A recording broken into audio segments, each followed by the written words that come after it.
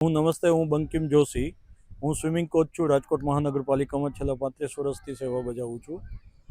હાલમાં અમે સ્વાભિમાન પર્વ 1000 વર્ષ અતૂટ આસ્થાના અંતર્ગત સોમનાથથી લઈ અને ઉના દેલવાડા સુધી દરિયાઈ યાત્રા કરીએ છીએ, જેમાં 7 બાળકો ભાગ લેવાના છે. 4 બાળકો કયાકિંગ કરવાના છે, 3 બાળકો સ્વિમિંગ કરવાના છે.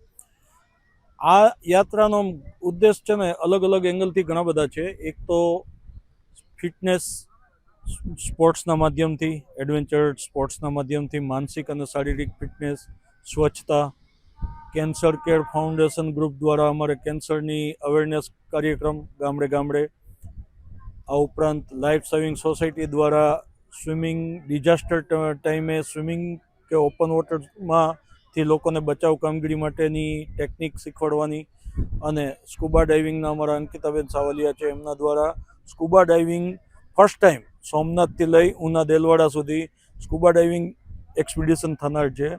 એ સ્કૂબા ડાઇવિંગમાં કઈ કઈ જગ્યાએ કઈ કઈ ટાઈપના ફિશ છે અને કેટલું ડીપ છે અને કેવું સ્કૂબા ડાઇવિંગ થઈ શકે એમ છે, એનું પ્રોજેક્ટ રિપોર્ટ કરશે તૈયાર. આ ઉપરાંત ભરતભાઈ કામલિયા કે જે એડવેન્ચર એક્ટિવિટીઝના ભીષ્મ પિતામહ છે, અને તેમના દ્વારા બાળકોને સઢવાળી હોડી અને અન્ય હોડીઓનું માર્ગદર્શન અપાશે. તો આ અલગ અલગ હેતુથી, અને મૂળ તો બાળકોને મોબાઈલથી દૂર કરવા અને ફિઝિકલ માનસિક ફિટનેસ લેવા માટે અમે સ્વાભિમાન પર્વ અંતર્ગત 1000 વર્ષ અતૂટ આસ્થાના અંતર્ગત અમે આ યાત્રા, સ્વિમિંગ યાત્રા સોમનાથથી નીકાળી છીએ.